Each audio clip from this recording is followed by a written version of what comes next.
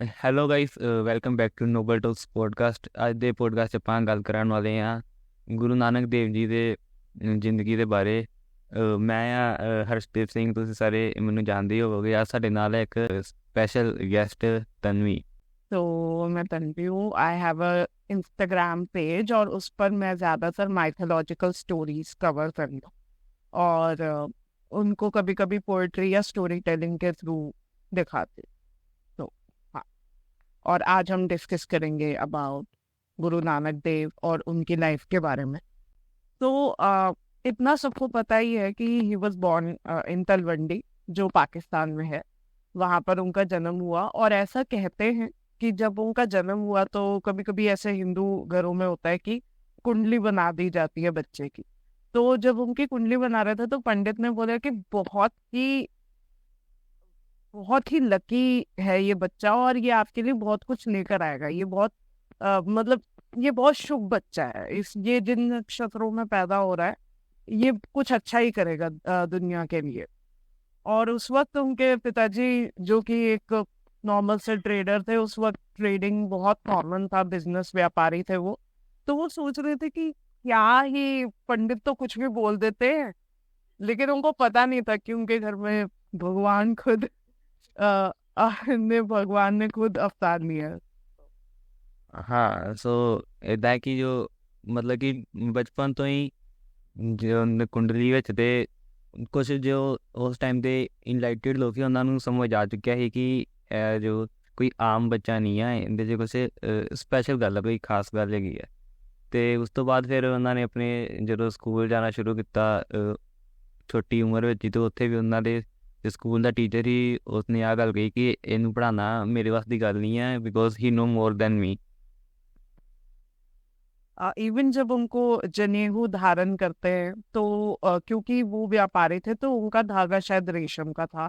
और उस वक्त कास्ट सिस्टम था, जातिवाद था, और जाति के हिसाब से आप जनेऊ धारण करते हैं। तो वो कहते कि मुझे इसी धागे से क्यों, बहुत ही अजीब क्वेश्चंस पूछते हैं वो, जो ज्यादातर बच्चे नहीं पूछते।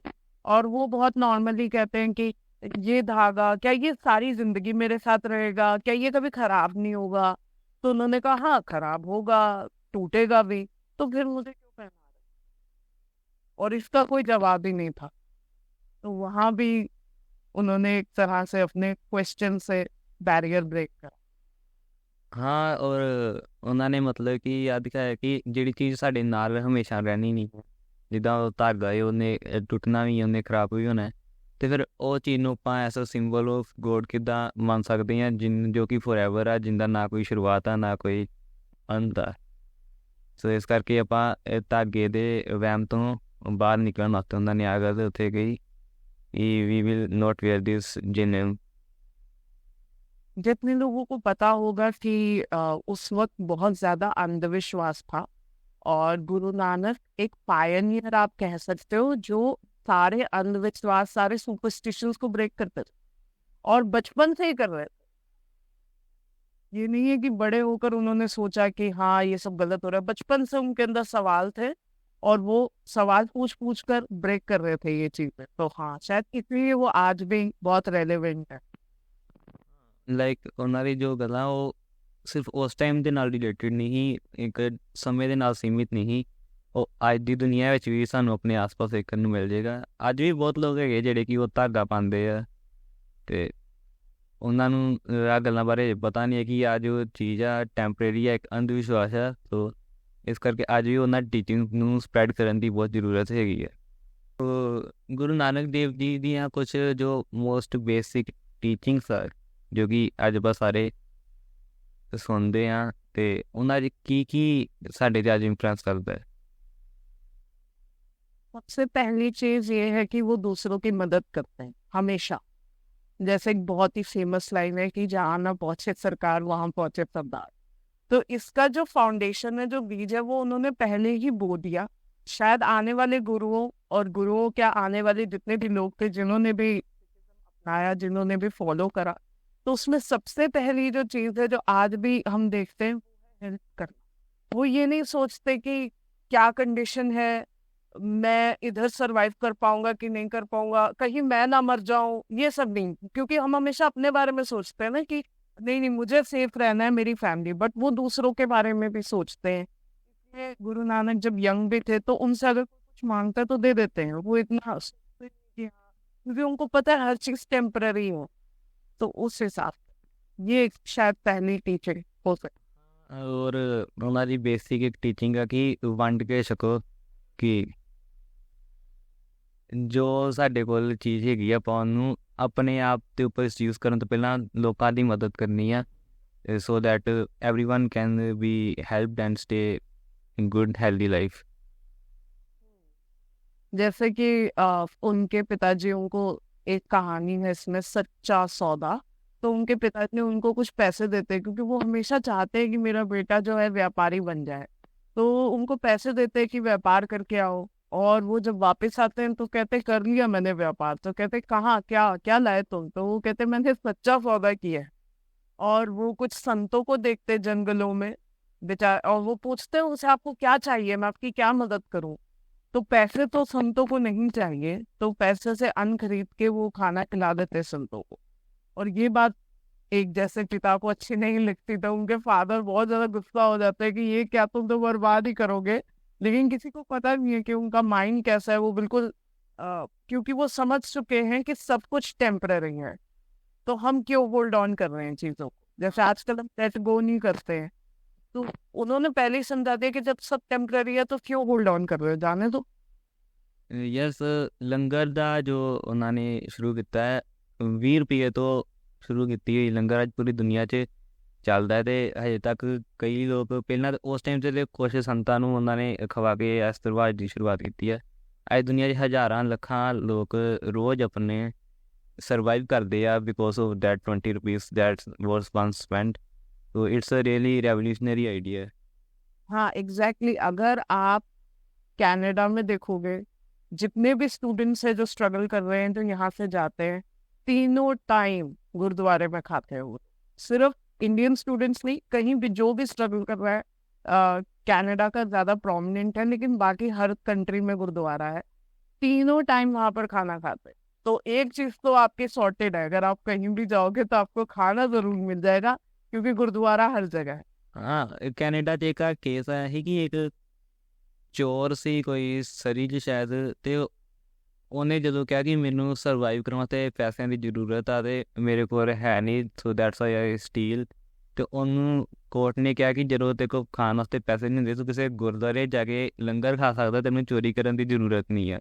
ਤੋ ਮਤਲਬ ਇੱਥੋਂ ਤੱਕ ਉਹ ਆਪਣਾ ਲੰਗਰ ਜੋ ਆ ਸਪਰੈਡ ਹੋ ਚੁੱਕਿਆ ਕਿ ਕਿਸੇ ਦੁਨੀਆ ਦੇ ਦੂਜੇ ਕੋਨੇ ਦੇ ਕੋਰਟ ਆ ਕਹਿੰਦੇ ਆ ਕਿ ਸਾਨੂੰ ਸਰਵਾਈਵ ਕਰਨ ਵਾਸਤੇ ਆਪਾਂ ਲੰਗਰ ਖਾ ਸਕਦੇ, ਸਾਡੇ ਕੋਲ ਪੈਸੇ ਨਹੀਂ ਹੈਗੇ। That's true. जैसे लगता है जो उनकी टीचिंग है वो ये सबसे पहले तो ये है कि अंधविश्वास में, किसी भी चीज में ऐसे ही आंखें बंद कर कर नहीं मान लेना। जैसे आजकल बहुत कुछ लोग जिसको हम मॉडर्न टर्म्स में स्कैमर्स कहते हैं, तो उन्होंने बहुत पहले ही वो चीज कर दी कि आपको कोई अगर कुछ कह रहा है कि ये कर लो तो आपका ये काम हो जाएगा, पर ऐसा कुछ भी नहीं होता है। वो किसी भी चीज में ब्लाइंडली करते ही नहीं है कि फायदा क्या है, ये हम क्यों कर रहे हैं। तो ये बहुत अच्छा है कि वो बेकार के अंधविश्वासों में नहीं बिलीव करते, और वो कहते हैं कि एक गॉड है, उस गॉड की कोई शेप नहीं है, आप अपने मन से उसको कोई भी शेप दे दो, लेकिन आपके मन में एक ही गॉड है, और वो एक ही गॉड को सब अलग अलग तरह से पूज रहे हैं। ये उन्होंने बहुत क्लियरली और आराम से बोल दिया कि सब एक ही गॉड को पूज रहे हैं और कोई ज्यादा फर्क नहीं है, बिकॉज एक ही कोई पावर है जिसने हमें क्रिएट करा। तो पीस और फ्रेटर्निटी की बात हो रही है कि सब एक साथ ही रहे, जो आज के टाइम में काफी इंपॉर्टेंट है, बिकॉज हम हर जगह वॉर देख रहे हैं तो और बर्बादी देख रहे हैं। तो वहां पर उन्होंने एक बहुत ब्यूटीफुल मैसेज दिया कि सब सब एक है, कुछ भी डिफरेंस नहीं है कहीं। ਹਾਂ ਲਾਈਕ ਉਸ ਟਾਈਮ 'ਤੇ ਵੀ ਧਰਮ ਦੇ ਨਾਮ 'ਤੇ ਵੋਰਸ ਹੋਈਆਂ ਸੀ ਜਦੋਂ ਮੁਗਲਸ ਨੇ ਇਨਵੇਡ ਕੀਤਾ, ਤੇ ਉਹ ਗੁਰੂ ਨਾਨਕ ਦੇਵ ਜੀ ਨੇ ਉਦੋਂ ਮੁਗਲਾਂ ਦੇ ਵੀ ਖਿਲਾਫ ਆਵਾਜ਼ ਉਠਾਈ ਸੀ, ਬਿਕੋਜ਼ ਧਰਮ ਦੇ ਨਾਮ 'ਤੇ, ਗੋਡ ਦੇ ਨਾਮ 'ਤੇ ਇੱਦਾਂ ਆ ਕਤਲੇਆਮ ਕਰਨਾ ਲੋਕਾਂ ਦਾ, ਉਹ ਉਸ ਟਾਈਮ 'ਤੇ ਉਹਨਾਂ ਨੂੰ ਲੱਗਾ ਕਿ ਆ ਚੀਜ਼ ਸਹੀ ਨਹੀਂ। एग्जैक्टली और बहुत लोग ऐसा सोचेंगे कि मुगल्स को लोग ज्यादातर हरगोविंद राय या गुरु गोविंद सिंह से ज्यादा लिंक करते हैं, या गुरु तेग बहादुर से, but actually like I said कि बीज तो कहीं ना कहीं तो चिंगारी लगती है तभी आग फैलती है। तो गुरु नानक देव ने भी, उनका भी बातचीत हुई, उनका भी सामना हुआ मुगल से, और लेकिन उस वक्त उस तरह के हालात नहीं हुए जैसे आने वाले टाइम में होने वाले थे, उस तरह के हालात नहीं हुए, बट उनका सामना हुआ। तो ये तो है। और वो ये भी कहते हैं कि धर्म के नाम पे हेट मत फैलाओ, बिकॉज ऐसा नहीं है कि सिर्फ आपके ही धर्म के लोगों को फायदा होगा या बाकी धर्म के लोगों को नुकसान होगा, आपके भी बीच में सफर करेंगे, तो वो कोई फायदा नहीं है हेट क्रिएट करने का। एक बहुत ही अच्छा सा एग्जाम्पल है, किसान आंदोलन जब चल रहा था तो उस वक्त ऑब्वियसली उन्होंने काफी बॉर्डर्स को ब्लॉक कर दिया, और आर्मी भी आ गई वहां पर, और उनके ऊपर टीयर गैस छोड़ रहे हैं, पता नहीं क्या क्या। और आप कट्टू देखते हो, जब लंच टाइम होता है तो वही लोग आर्मी को भी खाना खिला रहे हैं। अब क्या करें? यार ये कैसी ब्यूटीफुल मेंटालिटी है। कोई कहेगा कि कितने बेवकूफ है, देखो अपने दुश्मनों को फीड कर रहे हैं, पर नहीं, वहां पे सोल्जर्स जो वहां से जा रहा है सबको रोक रोक के खाना खिला रहे हैं। अब इससे बेटर इन्फ्लुएंस मैं कहाँ से लाऊं? और दूसरी चीज ये है कि मुझे सबसे अच्छी चीज ये लगती है कि वो बैठकर ज्ञान नहीं बांटते। जैसे आजकल हम सब कहते हैं ना, ज्ञान मत दो, ज्ञान नहीं चाहिए। वो ज्ञान नहीं बांटते, वो आपसे बातचीत करते हैं कि अच्छा अगर ऐसा होगा तो क्या होगा, अगर वैसा होगा तो क्या होगा। वो एक्शंस के थ्रू या बातचीत के थ्रू आपको कन्विंस कर देंगे कि हाँ ये सही कह रहा है, इसकी इसकी बात ठीक है, हाँ बात तो सही है। और वो आपको सोचने में मजबूर करते हैं, बेसिकली वो आपको सोचने के लिए कंपेल करते हैं कि नहीं, हमें इस पर सोचना चाहिए कि ये बात हम एक्चुअली कर क्यों रहे हैं। वो कोई भी बात हो सकती है, जैसे एक छोटी सी कहानी है, हरिद्वार में वो जाते हैं और सभी लोग सूर्य को जल चढ़ा रहे हैं, और वो उल्टी तरफ चढ़ा रहे हैं, तो सब लोग कहते हैं कि सूर्य यहाँ पर है और ये उल्टी तरफ जल चढ़ा रहा है। तो वो कहते हैं कि आपका पानी यहाँ तक पहुंच जाता है सूर्य तक? हाँ ठीक है, फिर मेरे खेत तो यहीं पंजाब में, वहां तक तो पानी पहुंच ही जाएगा। तो इस तरह से अजीब अजीब से स्टेरियोटाइप्स और ये चीजें ब्रेक करना, ये बहुत अच्छी बात है कि सिर्फ एक संत आदमी नहीं है, वो एक रेवोल्यूशनरी है, वो सारी चीजें खत्म कर रहा है धीरे धीरे करके। ਹਾਂ ਰਾਈਟਰ ਉਹਦੇ ਇਲਾਵਾ ਉਹਨਾਂ ਨੇ ਜੋ ਇੱਕ ਨਮਾਜ਼ ਪੜ੍ਹਦੇ ਮੁਸਲਮਾਨਾਂ ਨੂੰ ਵੀ ਆ ਗੱਲ ਸਿਖਾਈ ਕਿ ਜਦੋਂ ਆਪਾਂ ਪ੍ਰੇਅਰ ਕਰਦੇ ਪਏ ਸਾਡਾ ਮਾਈਂਡ ਵੀ ਉਸ ਜਗ੍ਹਾ 'ਤੇ ਹੋਣਾ ਚਾਹੀਦਾ ਹੈ। ਜੇ ਆਪਣਾ ਦਿਮਾਗ ਕਿਤੇ ਹੋਰ ਆ ਅਤੇ ਆਪਾਂ ਇੱਥੇ ਪੋਜੀਸ਼ਨ 'ਚ ਬਸ ਬੈਠੇ ਹਾਂ ਅਤੇ ਉਹਦਾ ਕੋਈ ਫਾਇਦਾ ਨਹੀਂ ਹੈ। ਸੋ ਲਾਈਕ ਉਹਨਾਂ ਨੇ ਕਿਹਾ ਸੀ ਕਿ ਇੱਕ ਮੁਸਲਮਾਨ ਨਮਾਜ਼ ਪੜ੍ਹਨ ਵਾਲੇ ਨੂੰ ਆਹ ਗੱਲ ਕਹੀ ਕਿ ਤੇਰਾ ਧਿਆਨ ਤੇਰੇ ਘਰ ਹੈਗਾ ਹੈ, ਕਿ ਜੋ ਘਰ ਪਸ਼ੂ ਹੈਗੇ ਉਹਨਾਂ ਨੂੰ ਕੁਝ ਹੋ ਨਾ ਜਾਵੇ, ਅਤੇ ਦੂਜੇ ਦਾ ਧਿਆਨ ਹੈਗਾ ਕਿ ਉਹ ਕਾਬੁਲ 'ਚ ਕਿਹੜੇ ਨਸਲ ਦੇ ਘੋੜੇ ਖਰੀਦਣੇ ਆ, ਅਤੇ ਨਮਾਜ਼ ਵਿੱਚ ਕਿਸੇ ਦਾ ਫੋਕਸ ਨਹੀਂ ਹੈਗਾ। ਸੋ ਇਸ ਕਰਕੇ ਕਿਸੇ ਦੀ ਨਮਾਜ਼ ਕੀਤੀ ਹੋਈ ਦਾ ਕੋਈ ਫਾਇਦਾ नहीं है, वो एक वेस्ट ऑफ टाइम है। हाँ, जैसे हम आजकल मेडिटेशन भी कहते हैं, लोग बहुत करते हैं भाई मेडिटेशन करने से, वो उन्होंने बहुत साल पहले ही क्लियर कर दिए कि मेडिटेशन करते टाइम कुछ मत सोचो, जो भी एक चीज पर फोकस करो, चाहे वो गॉड है या कोई भी एक थॉट पर आप फोकस करो, वो उन्होंने पहले ही कह दिया। वरना ये दिखावे करने की जरूरत नहीं है। बेसिकली वो कहते हैं, कुछ लोग दिखावा भी करते हैं कि हाँ हम बहुत रिलीजियस है, हम तो बहुत भक्ति करते हैं, बट अंदर से वो उतने ही खोखले हैं, तो कोई फायदा नहीं। एंड लाइक उन्होंने कहा कि जो आजकल करते हैं कि जिदा शक्ति दिखाना अपनी, I am the god and I have the super powers, I can tell you future. So ਉਹ ਸਭ ਚੀਜ਼ਾਂ ਤੋਂ ਵੀ ਸਾਨੂੰ ਦੂਰ ਰਹਿਣ ਨੂੰ ਕਿਹਾ ਹੈ ਕਿ ਇਹਨਾਂ 'ਤੇ ਆਪਾਂ ਬਿਲੀਵ ਨਹੀਂ ਕਰਨਾ। ਆਪਾਂ ਬਿਲੀਵ ਕਰਨਾ ਆਪਣੇ ਕੰਮ 'ਤੇ, ਆਪਣੀ ਕਿਰਤ ਕਰੋ ਆਪਣੀ, ਅਤੇ ਆਪਣੀ ਮਿਹਨਤ ਦੀ ਆਪਾਂ ਕਮਾਈ ਖਾਣੀ ਹੈ। ਸੋ ਆਪਾਂ ਇਸ ਚੀਜ਼ ਪਰ ਬਿਲੀਵ ਕਰਨਾ, ਆਪਾਂ ਆਹ ਨਹੀਂ ਮੰਨਣਾ ਕਿ ਕੋਈ ਸਾਨੂੰ ਆਸ਼ੀਰਵਾਦ ਦੇਗਾ ਅਤੇ ਉਹ ਆਸ਼ੀਰਵਾਦ ਨਾਲ ਸਾਡਾ ਕੋਈ ਕੰਮ ਬਣ ਜਾਏਗਾ, ਕਿਉਂਕਿ ਇੱਦਾਂ ਹੋ ਨਹੀਂ ਸਕਦਾ। ਅਤੇ ਆਹ ਚੀਜ਼ ਦੀ ਗੱਲ ਵੀ ਗੁਰੂ ਨਾਨਕ ਦੇਵ ਜੀ ਨੇ ਬਹੁਤ ਟਾਈਮ ਪਹਿਲਾਂ ਕੀਤੀ ਹੈ, ਅਤੇ ਇਹਨੂੰ ਆਪਣੀ ਲਾਈਫ 'ਚ ਸਾਨੂੰ ਅਪਲਾਈ ਕਰਨਾ ਚਾਹੀਦਾ ਹੈ। एग्जैक्टली मैं दलाई लामा का एक इंटरव्यू देख रही थी, और उन्होंने कहा, वो गोल्डन टेम्पल गए तो उन्होंने कहा कि मैंने अपनी जिंदगी में आज तक एक सरदार भिखारी नहीं देखा, आज तक। बिकॉज वो इतने हार्ड वर्किंग, वो इतना काम करते हैं कि वो बन ही नहीं सकते भिखारी, वो बल्कि काम कर कर दे रहे हैं। क्योंकि ऐसा लिखा है फिलोसफी है सिखिज्म की कि दशांश, अपनी कमाई का 10वां भाग आपको देना होता है। किसी को भी, आप चाहे पशु पक्षी को, इंसान को, कोई भी जरूरतमंद है, आपको उसे देना ही होता है अपनी कमाई का। तो अगर कोई 100 रुपए भी कमा रहा है तो उसमें से 10 रुपए उसको खर्च करने, किसी की मदद करने। ये जब फिलोसफी है, हम हमेशा सोचते आता जाए आता जाए देने के बारे में नहीं सोचते। तो वो उन्होंने क्लियर कर दिया कि ये करना ही है। और शायद इसीलिए वो आपको कहीं भी सरदार ऐसे मजबूर या भिखारी दिखेंगे ही नहीं, क्योंकि वो इतनी मेहनत करते हैं, वो इतना और जैसे दिखाते हैं कि पहले गृहस्थ आएगा, फिर उसके बाद आपके बच्चे होंगे, फिर आप सन्यासी हो जाते हो, ऐसा नहीं है।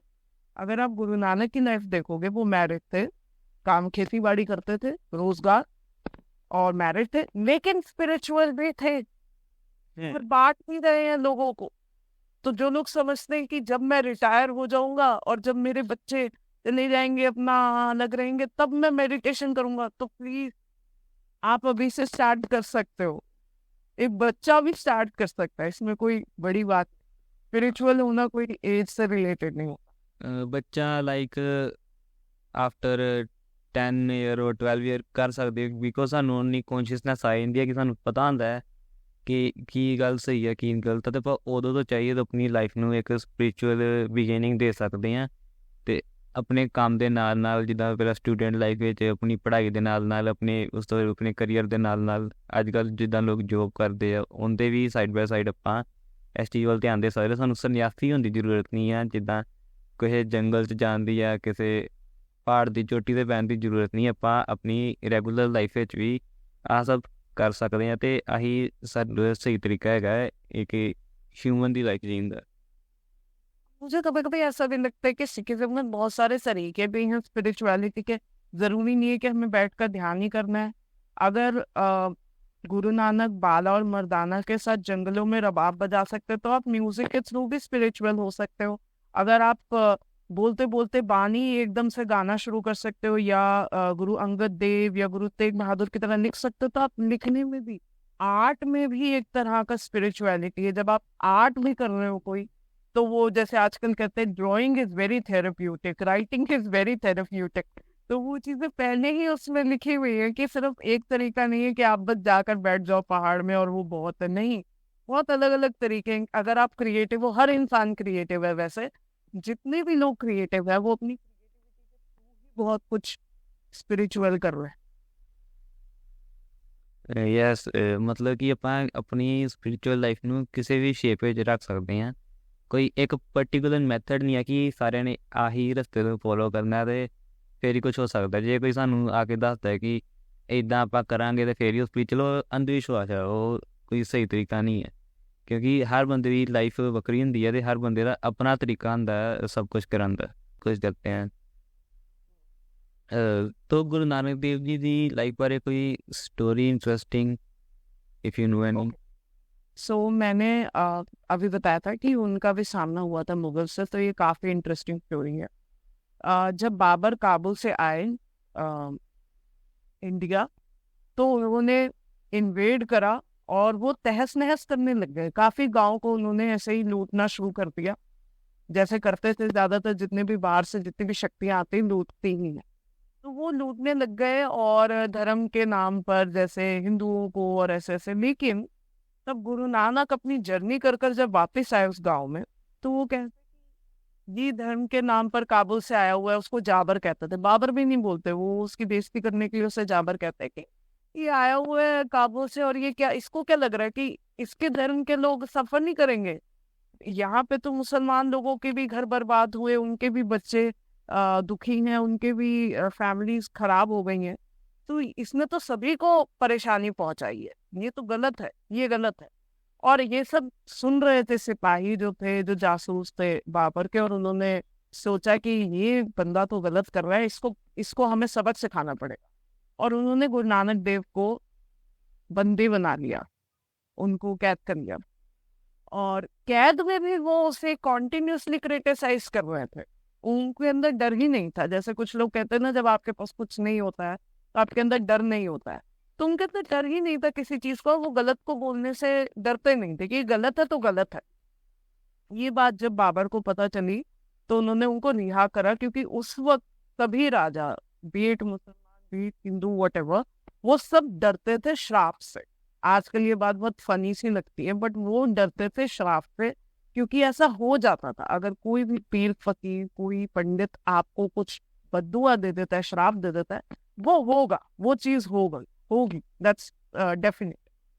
तो उन्होंने उससे माफी मांगी पहले तो गुरु नानक से कि मुझे माफ कर दीजिए, मैंने आपके साथ ऐसा किया। और फिर उनको कहा कि ठीक है, मतलब आप क्या चाहते हैं, हम उस हिसाब से उसको करेंगे, और मुझे दुआएं ही दे के जाओ, मुझे ब्लेसिंग्स देकर जाओ। तो उन्होंने कहा ठीक है, तुम्हारा राज चलेगा जब तक तुम नेक हो। और जब तक नेक थे, अकबर, शाहजहां बहुत अच्छे रूलर्स थे। शाहजहां ने ऐसा कहते कि डोनेट भी करी जमीन गुरुद्वारे के लिए।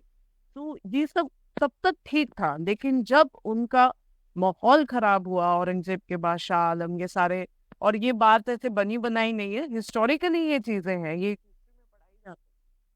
तब उनका पतन हुआ। और ये बात गुरु गोविंद सिंह ने भी कही कि अब ये थोड़े दिनों के मेहमान हैं, ये लोगों का खत्म होने वाला है राज।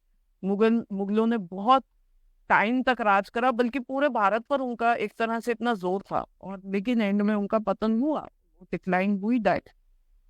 और कोई भी ऐसे नहीं है जो औरंगजेब की तारीफ करता हो आजकल, ये शाह आलम ने इतना अच्छा काम किया था।